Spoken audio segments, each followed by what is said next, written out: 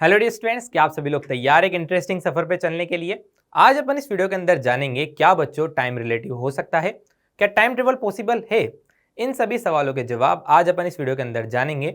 इनको समझने के लिए हमें यहाँ पे समझना होगा कि टाइम डायलेशन क्या होता है। साथ ही में टाइम डायलेशन पे बेस्ड एक इंपॉर्टेंट फिनोमिना भी अपन यहाँ पे डिस्कस करेंगे जिसका नाम है द ट्विन पैराडॉक्स। सो चलिए बच्चों, हमारा इंटरेस्टिंग सफर हम लोग यहाँ पे स्टार्ट करते हैं और सबसे पहले हम लोग यहाँ पे बात करते हैं सर आइजैक न्यूटन के बारे में। तो जैसा कि आप सभी को पता है, न्यूटन ने यहाँ पे जो लॉज ऑफ मोशन दिए थे वे उन ऑब्जेक्ट्स के ऊपर अप्लाई होते हैं जिनकी स्पीड लाइट के स्पीड के कंपेयर में काफी ज्यादा क्या होती है, कम होती है। साथ ही में न्यूटन के अकॉर्डिंग टाइम यहाँ पे क्या होता है, एब्सोल्यूट होता है। लेकिन आइंस्टाइन के अकॉर्डिंग टाइम यहाँ पे एब्सोल्यूट ना होकर के क्या होता है, रिलेटिव होता है। अब वे इस निष्कर्ष पे कैसे पहुंचे, उसके पीछे एक इंटरेस्टिंग यहाँ पे स्टोरी है, आइए उसको अपन यहाँ पे समझते हैं।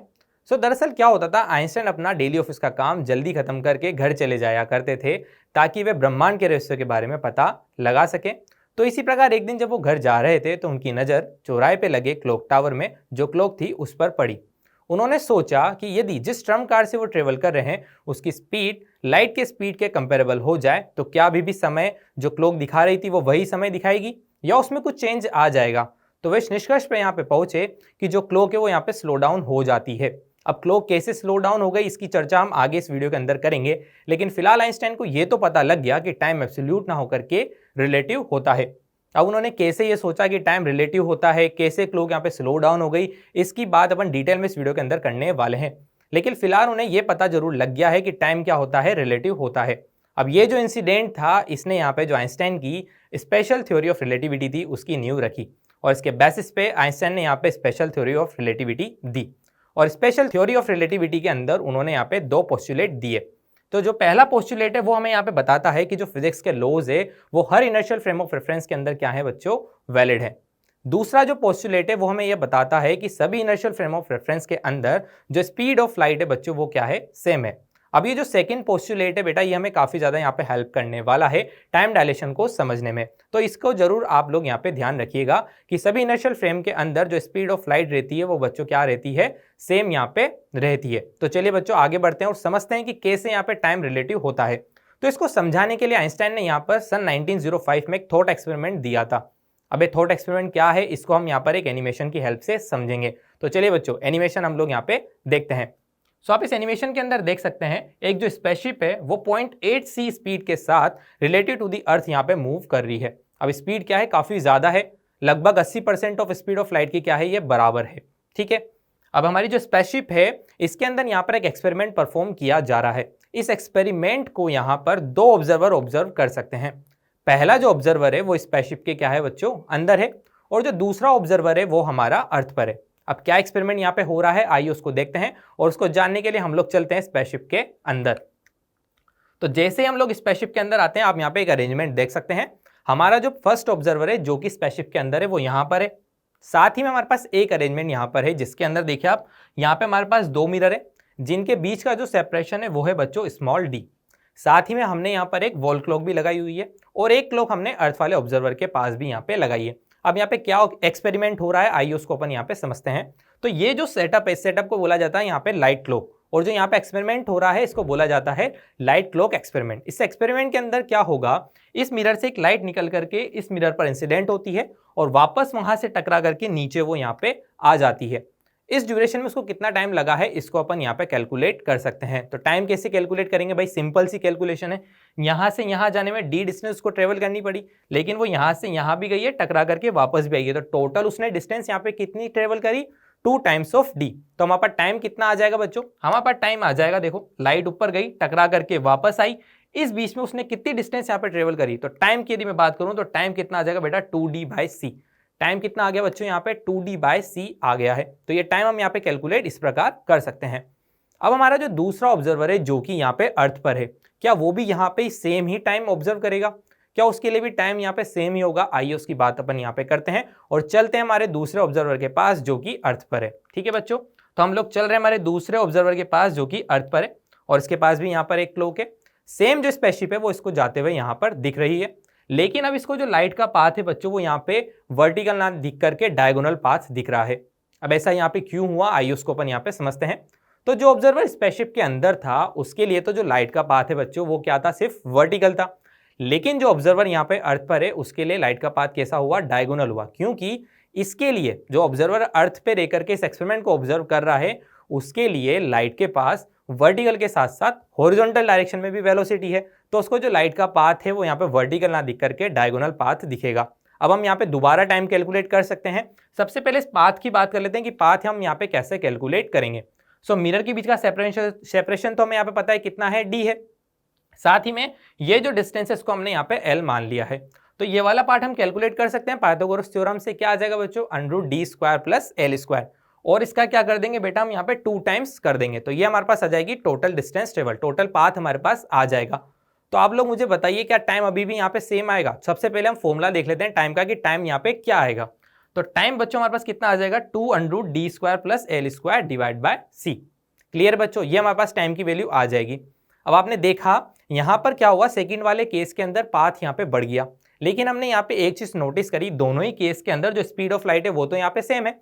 जैसा कि हमने सेकेंड पोस्टुलेट के अंदर देखा था, हर इनर्शियल फ्रेम के अंदर जो स्पीड ऑफ लाइट है बच्चों वो तो क्या रहेगी, सेम रहेगी। भाई c की वैल्यू सेम है, पाथ यहाँ पे बढ़ गया है, इसका मतलब क्या है कि सेकंड वाले केस में जरूर यहाँ पे टाइम क्या हो गया होगा, बढ़ गया होगा। तो हम यहाँ पे इस निष्कर्ष पे पहुंच सकते हैं कि भाई स्पीड ऑफ लाइट तो क्या है बच्चों, सेम है, पाथ सेकंड वाले केस में क्या हो चुका है, बढ़ चुका है, यानी कि सेकंड वाले केस के अंदर टाइम क्या हो चुका होगा बच्चों, टाइम यहाँ पे बढ़ चुका होगा। तो सेकंड वाले केस में टाइम यहाँ पे क्या हो चुका है, बढ़ चुका है। इसी फिनोमिना को बोला जाता है बच्चों टाइम डायलेशन। टाइम का बढ़ जाना, टाइम का एक्सटेंड हो जाना, इसी को कहा जाता है टाइम डायलेशन। ठीक है बच्चों, अब इसके बेसिस पे अपन यहाँ पे कुछ ऑब्जर्वेशंस कर सकते हैं। क्या क्या ऑब्जर्व हम यहाँ पे कर सकते हैं कि जो अर्थ वाला ऑब्जर्वर है वो यहाँ पे ग्रेटर टाइम इंटरवल ऑब्जर्व करेगा, यानी कि जो अर्थ वाला ऑब्जर्वर है उसके लिए तो टाइम यहाँ पे बढ़ गया। इसका मतलब क्या है कि जो ऑब्जर्वर स्पेसशिप के अंदर था उसके लिए टाइम क्या हो गया है बच्चों, स्लो हो गया है, यानी कि ये ग्रेटर टाइम इंटरवल यदि यहाँ पे नोटिस कर रहा है, इसका मतलब क्या है कि जो ऑब्जर्वर स्पेसशिप के अंदर है उसके लिए टाइम बच्चों क्या हो गया है, यहाँ पे स्लो हो गया है, यानी कि जो क्लॉक हमने स्पेसशिप के अंदर लगाई थी वो यहाँ पे क्या हो गई है, स्लो हो गई है। और जो अर्थ वाला ऑब्जर्वर है उसके लिए टाइम यहाँ पे क्या हो गया है, एक्सटेंड हो गया है, बढ़ गया है। इसी को हम टाइम डायलेशन यहाँ पे बोलते हैं। आई थिंक आप सभी को ये समझ में यहाँ पे आ गया होगा। तो चलिए इन ऑब्जर्वेशंस को फटाफट हम लोग यहाँ पे एक बार देख लेते हैं।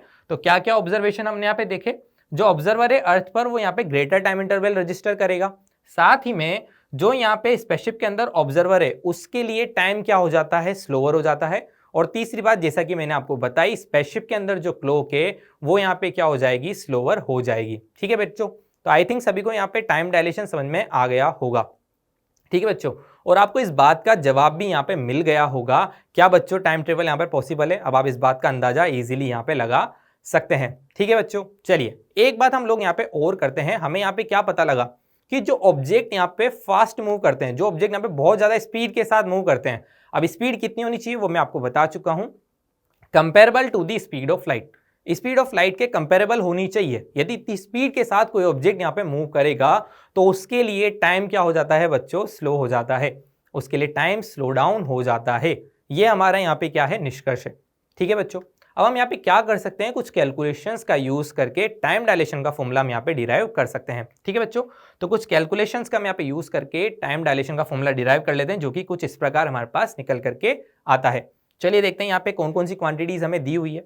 तो टी नोट जो है बच्चों वो यहाँ पर है प्रॉपर टाइम इंटरवल, टी यहाँ पर है डायलेटेड टाइम इंटरवल, वी यहाँ पर है जो ऑब्जेक्ट है जिसकी स्पीड वो यहाँ पे क्या है, वी है, और सी हमें पता है स्पीड ऑफ लाइट कितनी होती है बच्चों, 3 × 10⁸ मीटर पर सेकेंड। तो ये सभी वैल्यूज का यूज करके आप डायलेटेड टाइम यहाँ पे निकाल सकते हैं। चलिए इसके बेसिस पे हम लोग यहाँ पर एक एग्जांपल करते हैं और उसको सोल्व करने की कोशिश करते हैं। चलिए बच्चों, तो हमें यहाँ पे एक एग्जांपल दिया हुआ है, जो स्पीड मैंने पहले स्पेसशिप की ली थी वही हमने यहाँ पे दोबारा ली है। तो क्या हमें बोल रहा है, अ spaceship is moving with speed 0.8 c and proper time interval for the spaceship is 1 year. So calculate the dilated time interval for this. एक स्पेसशिप है जो कि यहाँ पे 0.8 c स्पीड के साथ मूव कर रही है और उसके लिए जो प्रॉपर टाइम इंटरवल है वो कितना आ रहा है बच्चों, 1 ईयर आ रहा है। हमें यहाँ पे कैलकुलेट करना है कि इसके लिए डायलेटेड टाइम यहाँ पे कितना होगा। तो हमारा फॉर्मूला यूज करते हैं और इसको अपन यहाँ पे कैलकुलेट करते हैं। ठीक है बच्चों, चलो तो हमें यहाँ पे क्या दिया हुआ है, हमें यहाँ पे दे रखा है v कितना है बेटा, 0.8 c, और टी नोट मुझे कितना दिया हुआ है यहाँ पे 1 ईयर। तो बच्चों मैं यहाँ पे टी कैलकुलेट कर सकता हूँ। देखो टी कितना आ जाएगा मेरे पास यहाँ पे, t naught divide by √1 minus v square over c square.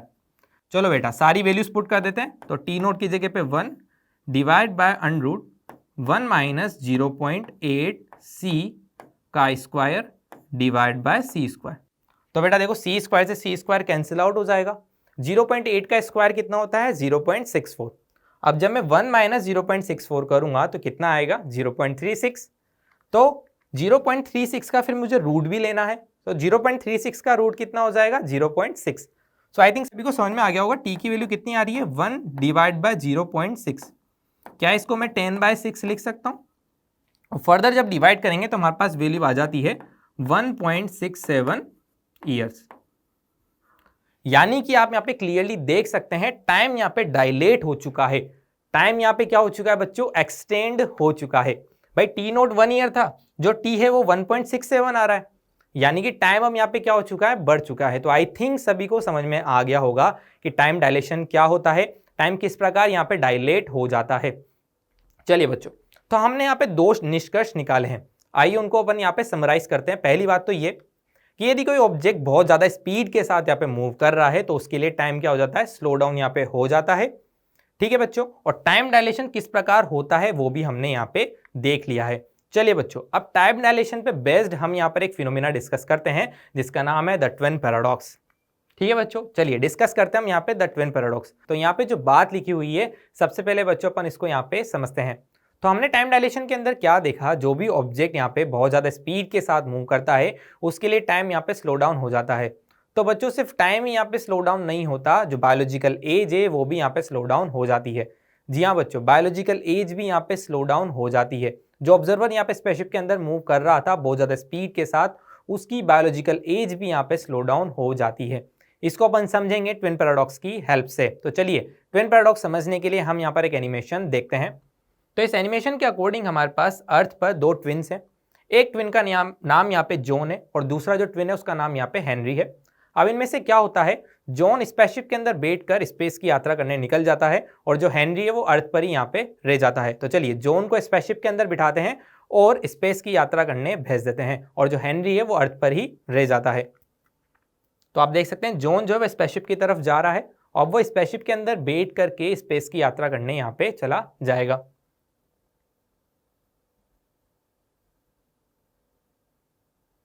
तो आप क्लियरली यहाँ पे इसको देख सकते हैं, ये स्पेसशिप के अंदर बैठ करके स्पेस की यात्रा करने यहाँ पे चला गया है।